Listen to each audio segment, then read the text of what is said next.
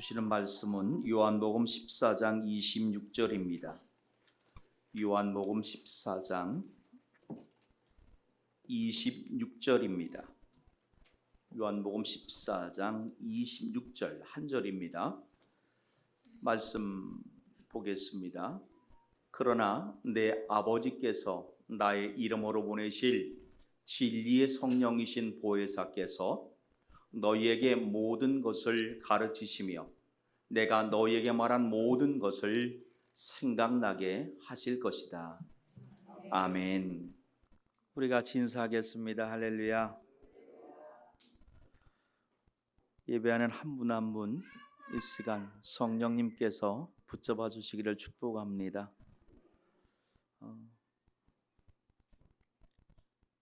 예배 순서지가 조금 약간 이렇게 좀 바뀌었어요. 6면에서 8면이었나요? 그죠? 네, 8면이었네요. 8면에서 4면으로 이렇게 좀 줄어들었고요. 그러면서 그 안에다가 제가 경건한 예배를 위해서 휴대폰은 좀 꺼주십시오 이렇게 말씀을 드렸습니다. 예배에 조금 더 집중하시기 위해서 휴대폰은 좀 꺼주시거나 아니면 무음으로 해주시면 좋을 것 같습니다.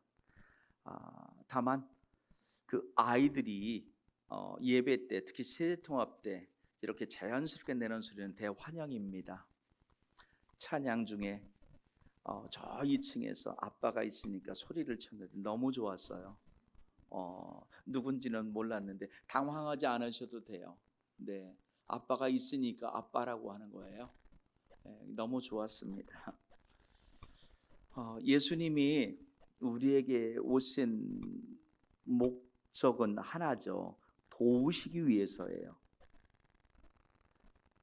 무엇을 도우시는 거냐면요, 하나님이 원하시는 길을 가는 인생들이 될 수 있도록 도우시는 거예요.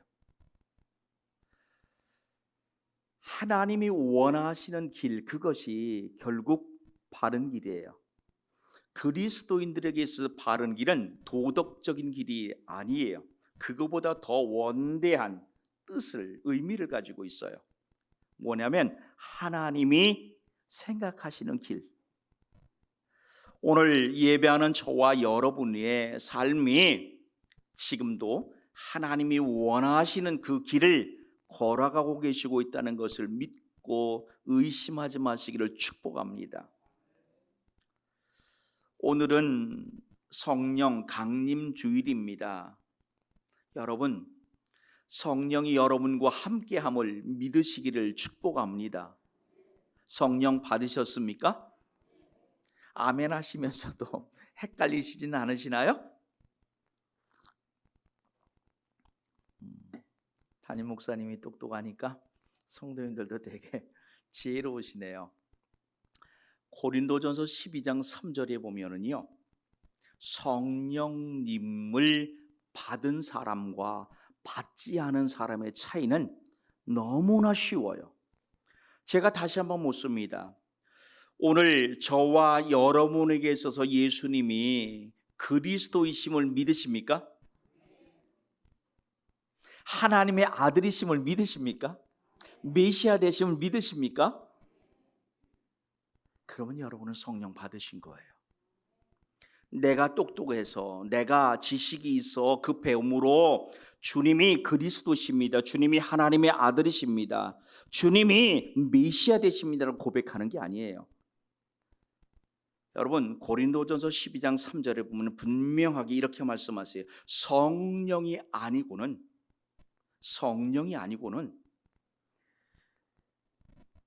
예수님을 하나님의 아들을 고백할 수가 없어요. 하나님을 믿을 수가 없어요. 요한복음 우리가 14장 26절의 말씀을 보았는데요, 이 26절의 말씀을 함께 이해하기 위해서는요, 1절부터 말씀을 조금 더 이렇게 간추려 오는 것도 굉장히 도움이 될 것 같습니다. 요한복음 14장 1절로 7절까지 해서 예수님은 제자들에게 무엇을 말씀하시냐면요, 이제 당신이 이 땅에서 사명을 마치고 죽임당하실 때가 가까이 왔다는 말씀을 하세요. 그러면서 자신이 누구임을 다시 한번 제자들에게 이야기해 주시죠. 우리는 이것을 조금 자기 선언이라 이렇게 말씀하시기도 해요. 요한복음 14장 6절에 보니까 내가 곧 길이요 진리요 생명이다라는 말씀을 하시죠. 그런데 제자들이 그렇게 예수님을 따라다니면서 예수님의 가르침을 받았음에도 불구하고 예수님의 이 말씀의 의미를 제대로 깨닫지를 못해요. 이해하지 못한 거죠.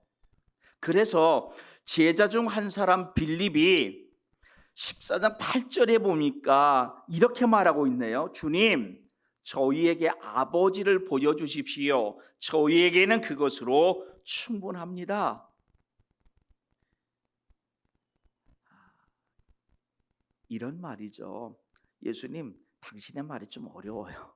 그러니까 우리 아주 쉽게, 아주 그냥 간단하게 해결할 수 있는 방법이 뭐죠? 그냥 하나님을 우리에게 보여주세요. 이렇게 말하고 있는 거예요. 사실 빌립의 이 말은요, 예수님과 함께했던 모든 제자들의 공통된 질문이기도 해요. 빌립만 예수님의 말씀을 이해하지 못한 것이 아니라 제자들 또한 예수님의 말씀을 이해하지 못하죠. 무엇을 이해하지 못한 거냐면요, 정확하게 말하면 예수님의 그 거룩하심, 그걸 이해하지 못한 거예요. 함께 계시는 그 인성은 이해하지만 함께 계시면서 가르치셨던 그 신성의 부분은 이해하지 못했던 것이에요.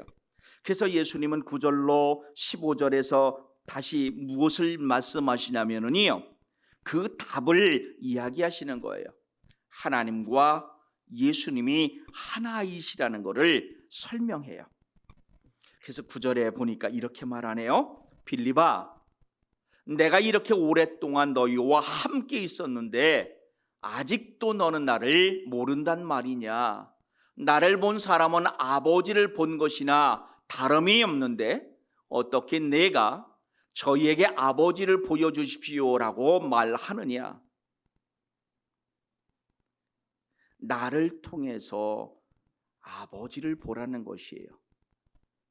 나의 행한 일, 나의 가르침을 통해서 하나님을 보라는 것이, 하나님을 경험하라는 것이에요. 그 말씀이 더 쉽게 보면은 10절과 11절에 있는 이 말입니다. 즉 예수님을 본 사람이라면 하나님을 알 수 있다는 것이에요. 이때 하나님을 알 수 있다는 것은 무슨 말일까요? 하나님의 뜻과 또 계획, 하나님의 성품, 이 모든 것을 다 알 수 있다는 거예요. 자, 한번 10절과 11절을 같이 한번 읽어보겠습니다. 너는 내가 아버지 안에 있고 아버지께서 내 안에 계신 것을 믿지 못하느냐? 내가 너희에게 하는 말은 내 스스로 하는 말이 아니다. 이 말은 내 안에 계시면서 그분의 일을 하시는 아버지의 말씀이다. 내가 아버지 안에 있고 아버지께서 내 안에 계시다는 내 말을 믿어라. 나를 믿지 못하겠으면 내가 행한 표적 그것만이라도 믿어라. 아멘.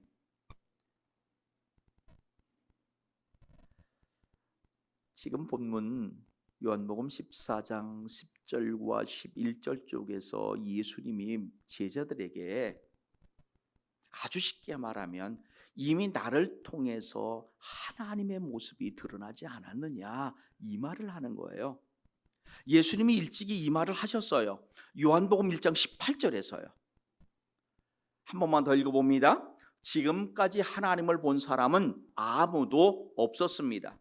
그러나 하나님이시며 아버지 곁에 계시던 독생하신 분이 우리에게 하나님이 어떤 분이신지를 알려주셨습니다. 아멘. 사실 우리의 믿음이 그렇잖아요. 분명 아까 고백한 것처럼 예수님이 하나님의 아들이심을 우리의 그리스도요 메시아 되신다고 고백하잖아요. 길과 진리와 생명이시라는 그 말씀에 아멘 하잖아요. 그럼에도 불구하고 우리는 때로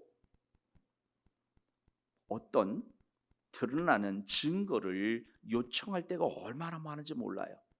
그리고 그 드러나는 그 현상, 그 사실을 가지고 하나님이 나를 사랑하신다고 단언하는 경우가 있죠. 자, 오늘 본문에서 예수님은 그렇게 말합니다. 나를 통해 드러난 하나님, 즉 내가 하는 일은 내 안에서 함께 하시는 하나님께서 하신 일이라는 이 말을 하시면서 무엇을 말하시는가를 보시자고요. 두 가지의 특권을 이야기하시고 있어요. 그 첫 번째 것은 예수님이 행하신 모든 일은 예수님 안에 계신 아버지께서 하신 일이라는 거죠. 그런데 그 예수님이 하신 일을 제자들 또한 하나님이 함께 계시기에 할 수 있다라는 말씀을 하세요. 그래서 12절에서 이렇게 말합니다. 내가 너희에게 진리를 말한다.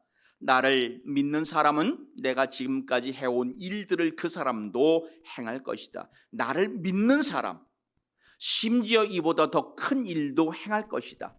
그것은 내가 아버지께로 가기 때문이다. 아멘. 오해하지 말아야 될 것도 있죠. 더 큰 일, 예수님이 하신 일보다 큰 일을 한다는 것은 어떤 능력, 파워를 의미하는 게 아니에요. 성령께서 그 사람과 함께 할 때에 성령이 그로 하여금 아버지 하나님의 일을 하게 하실 거라는 말이에요. 그래서 우리는 이 말을 어떤 부분의 말씀을 인용하여 이해할 수 있게 되냐면 바로 사도행전 1장 8절에 있는 그 말씀입니다. 성령이 너희에게 오시면 너희가 권능을 받아 예루살렘과 온 유대와 사마리아와 그리고 땅 끝까지 가서 내 증인이 될 것이다. 아멘. 이게 첫 번째 믿는 사람들을 향한 예수님의 특권에 대한 예언이죠. 두 번째 것은 무엇입니까? 무엇이든지 구하면 반드시 받게 될 것이라는 사실입니다. 아멘. 여러분, 아멘의 기회를 잘 차시는 분이 복받아요. 아멘. 여러분, 아멘 해가지고 손해보실 거 없잖아요. 저는 길게 얘기하는데 여러분 아멘 하면 되는데 그것도 못하셔가지고 눈치 보시면 안 돼요. 아멘할 기회를 못 찾으면은요 그냥 수시로 아멘 하세요. 그러다 얻어 걸리면 수지 맞게 돼 있어요. 제가 하는 말이 아닙니다. 요한복음 14장 13절과 14절에서 이렇게 말하죠. 너희가 내 이름으로 무엇이든지 구하면 내가 너희에게 다 이루어 주겠다. 그리하여 아버지께서 아들로 말미암아 영광을 받으시게 될 것이다. 너희가 내 이름으로 무엇이든지 내게 구하면 내가 다 이루어 주겠다. 아멘. 여러분, 이 13절과 14절 말씀에서 여러분 아주 재밌는, 신학자들은 그렇게 말을 해요. 재밌다는 말 쓰기가 조금 자기들이 아주 격화된 느낌을 받는다는 걸 가졌는가요? 그래서 흥미롭다는 말을 써요. 내가 보기에 흥미롭다는 것도 아주 재밌게 말씀하시고 있어요. 어떤 말이냐면요, 지금까지 예수님은 당신이 하신 일은 누구가 하신 일이라고요? 내 안에 역사하시는 아버지 하나님이 하신 일이라고 말했잖아요. 그러니까 내가 하는 일은 내가 하는 것이 아니라 누가 하는 거예요? 아버지께서 하시는 거예요. 근데 13절 14절에서는 누구예요? 내 이름으로 구하면 내가 너에게 줄 것이다 라고 말해요. 갑자기 예수님이 당신이 기도 내용의 주체가 되시고 응답의 주체가 되셨네요. 무엇을 의미하는 거예요? 교만해지신 예수님일까요? 아닙니다. 하나님과 예수님, 하나님과 예수님이 하나이심을 지금 말하고 있는 것이 일체이라는 것을 말하고 계시는 거죠. 또 하나, 이제 하나님과 제자들 사이에 예수님은 중보자로서 함께 계실 거라는 것을 말씀해 주시고 있는 거예요. 이렇게 제자들의 그런 의심, 그 의심에 하나님과 예수님은 하나 되심을 즉 성부 하나님과 성자 하나님의 그 관계, 그리고 근본 하나님이라는 것을 말씀하시고 나서 16절로 24절에 보니까 이제 무엇을 이야기하시냐면요, 이것을 말씀하시네요. 또 다른 삼위일체 중에 한 분, 즉 성령을 제자들에게 보내셔서 영원히 그들과 함께 하시겠다는 말씀을 하고 계세요. 그 성령을 예수님은 보혜사 성령이라 이렇게 말씀하시고 있어요. 보혜사라고 하는 말은 도와준다라는 말이에요. 돕느니. 근데 여러분, 개역개정 성경을 보면은 또 다른 보혜사를 보내주셨다라고 말해요. 그러면 이전 보혜사는 어디에 있어요? 또 다른 보혜사라면 보혜사가 있는 거잖아요. 요한복음을 기록한 요한은 예수님 제2의 하나님 되신 바로 이 성자 예수님도 돕는 존재로 우리에게 오셨음을 말씀하시는 것이에요. 그리고 이제 예수님이 하늘나라 아버지에게로 가신 후에 우리에게는 또 다른 보혜사 돕는 일을 보내주실 거라는 거예요. 그게 성령님이라는 말을 하시는 거죠. 자, 성령을 받아들임, 그리고 성령을 받아들이지 않음의 결과를 보세요. 예수님은 제자들과 세상이라는 단어를 가지고 설명을 하고 있어요. 17절을 보면은요, 보는 것과 보지 못하는 것, 아는 것과 알지 못하는 것으로 설명을 해요. 그분은 진리의 성령님이시다. 세상은 그분을 보지 못하고 알지도 못함으로 그분을 받을 수 없다. 그러나 그분이 너희 안에 계시고 너희는 그분 안에 있기 때문에 너희는 그분을 아는 것이다. 아는 것과 모르는 것과 보는 것과 보지 못하는 것으로 성령, 받음과 받지 못함을 이야기하죠. 또한 그뿐만이 아니에요. 21절에서는 계명을 지키는 것과 지키지 않는 것을 이야기하고 있습니다. 여러분, 21절에서 내 계명을 가지고 그것을 지키는 사람이 나를 사랑하는 사람이다. 그리고 나를 사랑하는 사람은 내 아버지께 사랑을 받고 나도 그를 사랑하여 그에게 나를 나타낼 것이다. 이렇게 말해요. 더 나아가 23절과 4절에서는 사랑하는 것과 사랑하지 않는 것으로 성령 받음과 받지 못함을 이야기합니다. 오늘 우리가 읽었던 본문이 14장 26절의 말씀이죠. 다시 한번만 말씀을 볼까요? 그러나 내 아버지께서 나의 이름으로 보내신 진리의 성령이신 보혜사께서 너에게 모든 것을 가르치시며 내가 너희에게 말한 모든 것을 생각나게 할 것이다. 아멘. 우리가 예수님을 떠올리면은요, 이적과 기사에 집중할 때가 얼마나 많은지 몰라요. 죽은 자를 살리시고 병든 자를 고치시고 귀신을 쫓아내시고 배고픈 자를 오병이 여기저는 먹이시고 이런 것들만 기억을 해요.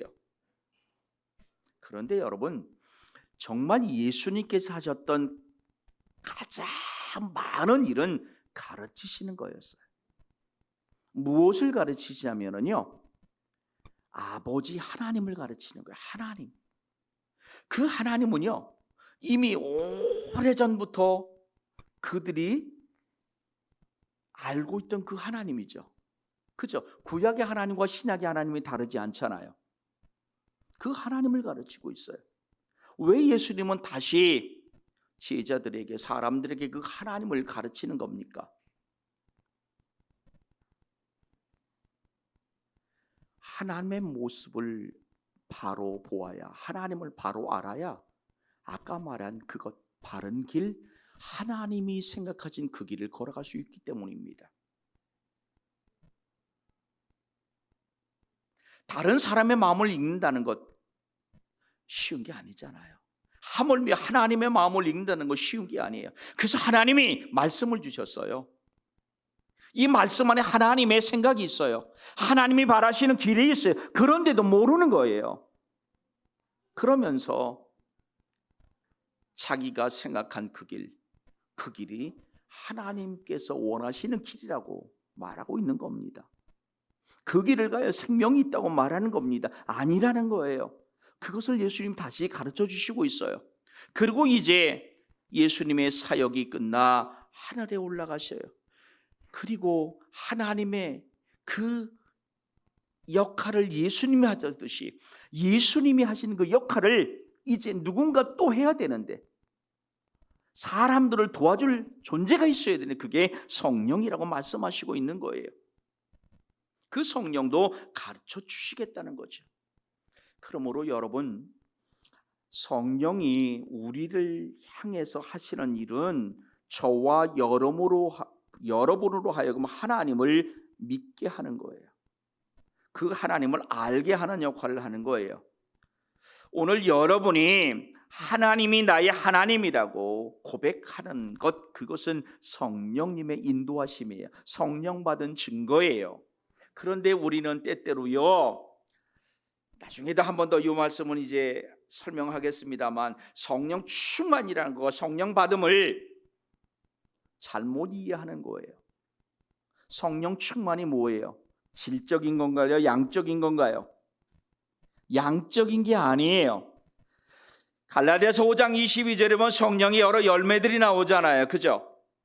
뭐 9가지 열매가 나오는데 마치 이거를요 급수 따듯이, 이번에 이것 따면 다음엔 저것 따고, 믿음의 연주에 따라서 천만의 만만의 말씀이에요. 여러분, 거기에 나타난 열매들은요 원어의 열매로 나오지 단수지 복수가 아니에요.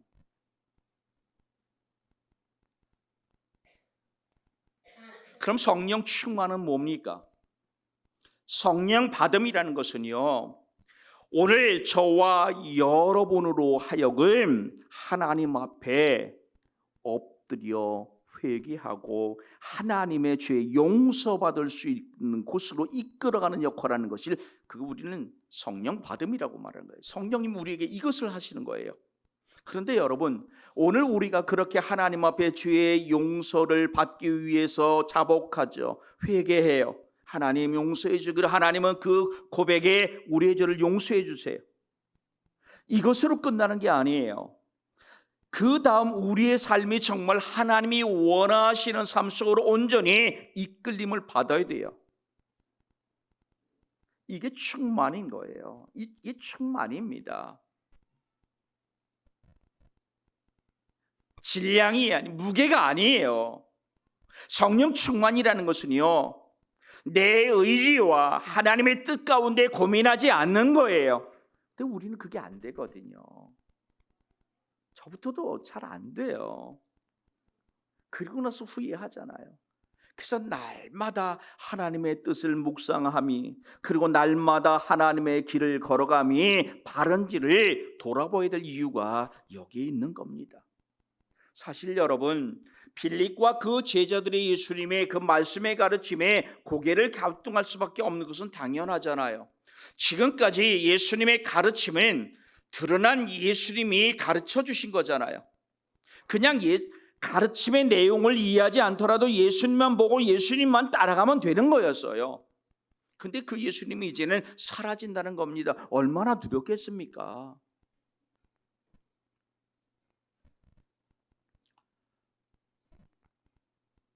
그렇게 두려워할 수밖에 없는 그 제자들, 두려워하는 제자들에게 예수님은 또 다른 보혜사를 보내주시겠다는 겁니다. 결국 예수님의 아버지께로의 돌아가심이 그들에게는 축복인 거예요. 왜? 영원히 함께할 성령님이 그들 안에 함께 할 수 있는 기회가 되기 때문인 거예요. 이것을 깨달은 사람들은요, 마음의 평안을 누리는 거예요. 근데 아직까지 제자들은 그것을 몰랐어요. 자, 여러분, 사도행전 2장 말씀을 같이 볼까요? 1절로 4절의 말씀을 같이 읽습니다. 오순절이 되어 제자들이